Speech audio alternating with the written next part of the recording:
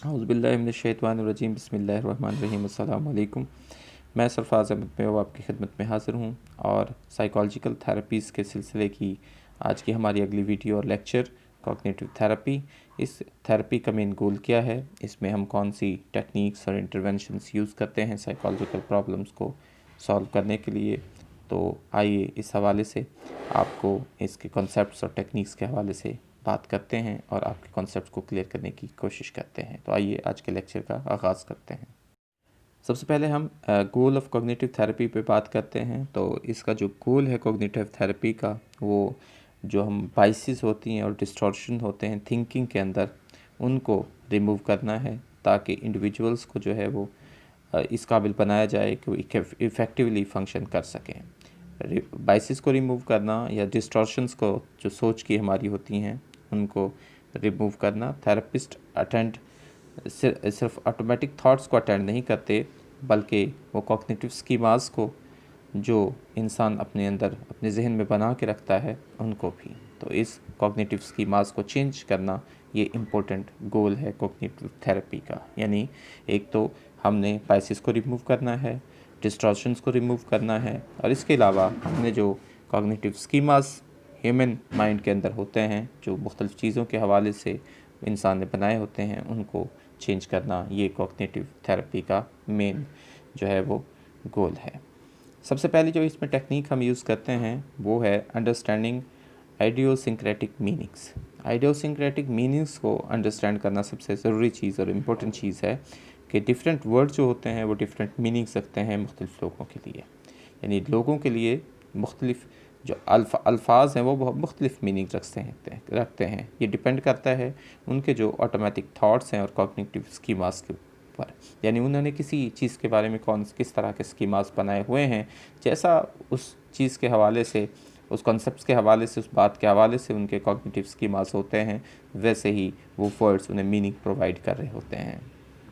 और बाज़ दफ़ा ये भी ज़रूरी नहीं होता थेरेपिस्ट के लिए कि वो अज्यूम करना कि वो जानते हैं कि इस क्लाइंट के इस लफ्ज़ का, इस सर्टन वर्ड्स का मतलब क्या है। ये भी जो है वो काफ़ी नहीं होता है। तो इसलिए उसकी डिटेल में जाना और उसको समझना ज़रूरी है।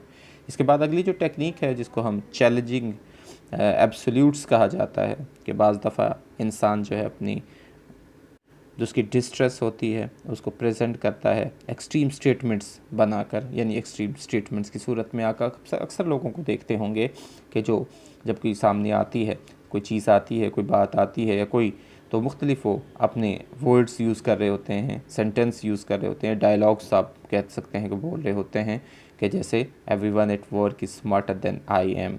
कि बच्चे भी अक्सर ये चीज़ें करते हैं स्कूल्स के अंदर, जब टीचर्स उनको गलत गाइड करती हैं, उनको मुख्तलिफ़ टाउंट्स करती हैं, उन्हें हर दफ़ा डिग्रेड किया जाता है जिन बच्चों को क्लासरूम्स के अंदर।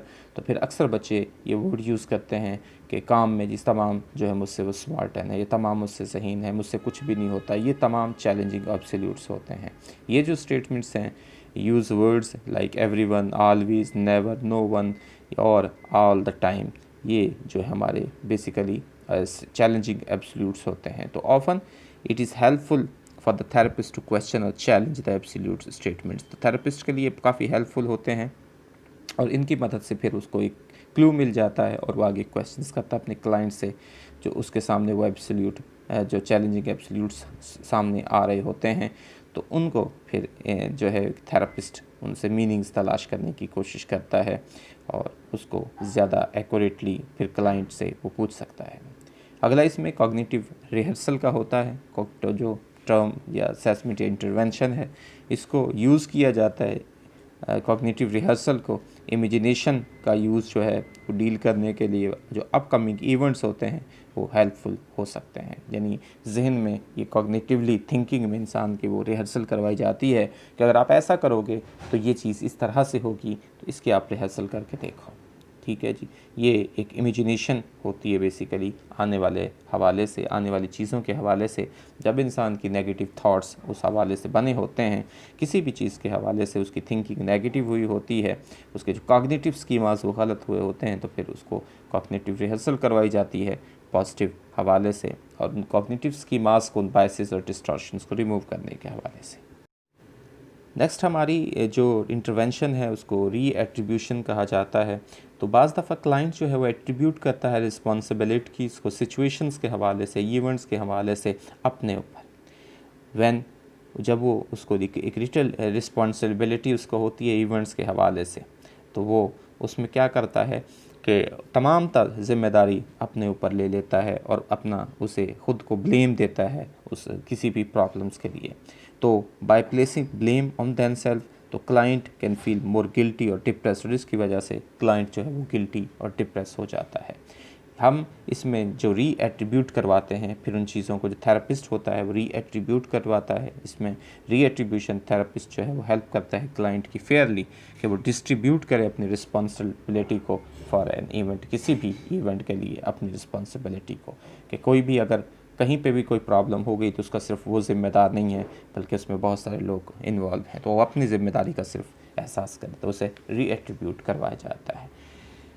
लेबलिंग ऑफ डिस्टॉर्शंस, हमने अक्सर देखते हैं कि किसी शख्स को किसी एक खूबी की, एक चीज़ की वजह से या एक नुक्स की बिना पर उसको जो है वो लेबलिंग कर दिया जाता है। यानी इंसान के अंदर जो डिस्टॉर्शंस पाई जाती हैं, किसी भी इंडिविजुअल्स के अंदर कहीं पे भी कोई भी डिस्टॉर्शंस पाई जाती हैं, तो उन डिस्टॉर्शंस की वजह से एक लेबलिंग की जाती है और अप्लाई किया जाता है इसको तमाम पर्सन के ऊपर, रादर देन इसको मोर ऑब्जेक्टिवली थिंकिंग जो है अबाउट द बिहेवियर, यानी ऑब्जेक्टिवली नहीं बिहेवियर के बारे में सोचा जाता, बल्कि सिर्फ उसे लेबलिंग का चीज़ आती है। जब हम लेबलिंग को इंगेज करते हैं, globally describe the whole person, तो लेबलिंग जो है उस ऐसे डिस्टॉर्शंस की जो होती है can be helpful to client in categorising automatic thoughts. हम इसकी वजह से हम उसके थाट्स को, जब वो किसी भी चीज़ को लेबल्स कर रहा होता है, डिस्टॉर्शंस को इन तरह की किसी भी इंडिविजुअल्स के हवाले से वो सारा, तो ये थेरेपिस्ट के लिए हेल्पफुल होती है और क्लाइंट के लिए कि वो उसको फिर कैटेगराइज कर देता है अपने ऑटोमेटिक थाट्स को और उसकी मुख्तलिफ रीजनिंग के हवाले से, यानी मुख्तलिफ लोगों को जो वो एट्रीब्यूट करता है, वो लेबल करता है, तो फिर उसकी वजह से हाँ वो जो है उसके हम कैटेगराइज कर लेते हैं ये किस तरह की इसकी सोच है और कैसे हमने इसको अब जो है वो रिमूव करना है इन बायसेस को और सारा। नेक्स्ट जो टेक्निक आती है जिसको डी कैटास्ट्रोफाइजिंग कहा जाता है। क्लाइंट में इसमें may be very afraid of an outcome that is unlikely to be happen. ठीक है, इंसान के लिए एक छोटी सी चीज़ पहले ही उससे परेशान हो रहा होता है कि इसकी आउटकम पता नहीं क्या होगी, इसमें क्या होगा, उससे पहले ही खौफज़दा होता है।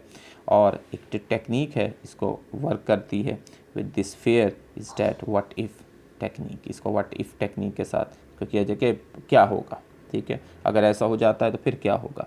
It is particularly appropriate when client over react to a possible outcome, जब एक जो क्लाइंट आपका बहुत ज़्यादा ओवर रिएक्ट कर रहा है अगर किसी भी प्रॉब्लम के हवाले से, तो उसको करने से डर रहा है, तो उसको फिर डी कैटास्ट्रोफाइज किया जाता है। यानी एक सूरत हाल कि भाई ये तबाहकुन है मेरे लिए, अगर एक इम्तहान में नाकाम हो जाता हूँ तो मेरी ज़िंदगी ख़त्म हो गई, मैं तो बिल्कुल ख़त्म हो गया, अब मैं किसी काम का नहीं हूँ, मैं किसी भी, यानी अगर कोई भी ज़िंदगी में कहीं नाकामी होती है तो उस नाकामी को इंसान अपने लिए बहुत बड़ा कैटास्ट्रोफाइजिंग जो है सिचुएशन कंसीडर कर लेता है। तो इस जो टेक्निक के अंदर उसको डी कैटास्ट्रोफाइज किया जाता है, उसकी जो तबाहकुन, जो उसकी इंटेंसिटी लेवल है, जो उसकी जहन में उसने बनाया हुआ है, उसको कम किया जाता है। इसी तरह एक जो हमारी लास्ट टेक्निक हम यूज़ करते हैं कॉग्निटिव थेरेपी के अंदर, वो है लिस्टिंग एडवांटेजेस एंड डिसएडवांटेजेस। इसमें जो एडवांटेजेस होते हैं और डिसएडवांटेजेस होते हैं किसी भी काम को करने के हवाले से, तो वो हम पेशेंट से, क्लाइंट से जो है वो उसको राइट डाउन करवाया जाता है कि एडवांटेजेस को और डिसएडवांटेजेस को किसी भी पर्टिकुलर बिलीफ या बिहेवियर के हवाले से, कि अगर आप इस तरह का बिहेवियर रखोगे तो आप ये देखो कि अब इसमें आपने कितने, आपको इसमें फ़ायदा हो सकता है और कितना आपको इसमें नुकसान हो सकता है, यानी इसके कितने आपको एडवांटेजेस हो सकते हैं और कितने एडवांटेजेस हो सकते हैं। जब वो राइट डाउन करवाए जाते हैं तो ऑब्वियसली जो एक साइकोलॉजिकल पेशेंट होता है तो उसके किसी भी चीज़ के हवाले से जो उसके डिसएडवांटेजेस उस बिलीफ के, उस बिहेवियर के, वो ज़्यादा होते हैं। तो जब वो लिखता है ख़ुद से, उसे पता चल जाता है कि मेरे इस बिहेवियर अगर मैं इस तरह करता हूँ तो इसके डिसएडवांटेज मेरी लाइफ में ज़्यादा हैं, तो फिर उस तरह उसकी सोच को, उसके उन बायसेस को, उसके बिलीफ्स को, उसकी डिस्टॉर्शंस को जो है वो चेंज किया जाता है और उसके माइंड में जो कॉग्निटिव स्कीमास होते हैं उनको चेंज किया जाता है। तो ये है कॉग्निटिव थेरेपी कि हमने कॉग्निशंस को चेंज करना है। जो हमारा कॉग्निटिव प्रोसेस है उसको चेंज करना है, कॉग्निटिव स्कीमास हैं उनको चेंज करना है। तो इस तरह से हम लोगों को एबनॉर्मलिटी से नॉर्मलिटी की तरफ लेके जा सकते हैं। तो ये मुख्तलिफ़ टेक्निक्स जो हैं वो इसमें इस्तेमाल की जाती हैं लोगों के जो कॉग्निटिव स्कीमास हैं उनको, और उनके माइंड से, उनके थिंकिंग से जो बाइसेस हैं और डिस्टॉर्शंस हैं थिंकिंग के अंदर, उनको जो है हम उसमें से रिमूव करने की कोशिश करते हैं। तो ये तो था जी आज का हमारा लेक्चर कॉग्निटिव थेरेपी। उम्मीद है कि आपको कॉग्निटिव थेरेपी अच्छे तरीके से क्लियर हो गया होगा, इसके कॉन्सेप्ट्स को, इसकी इंटरवेंशंस को आप बेहतर तरीके से समझ गए होंगे और इसको आप अपनी ज़िंदगी में यूज़ में ला सकते हैं, न सिर्फ अपनी ज़ात के लिए बल्कि दूसरों की ज़ात के लिए। तो बीइंग अ साइकोलॉजिस्ट, पॉजिटिव सोचिए, पॉजिटिव काम कीजिए। अल्लाह ताला से दुआ है कि अल्लाह ताला आपकी ज़िंदगी में आसानियाँ नसीब फरमाएँ, आपको हर ज़हनी बीमारी और परेशानी से महफूज फरमाएँ। अल्लाह ताला आपको आसानियाँ तकसीम करने की तौफीक नसीब फरमाएँ। आपका बहुत शुक्रिया। अल्लाह।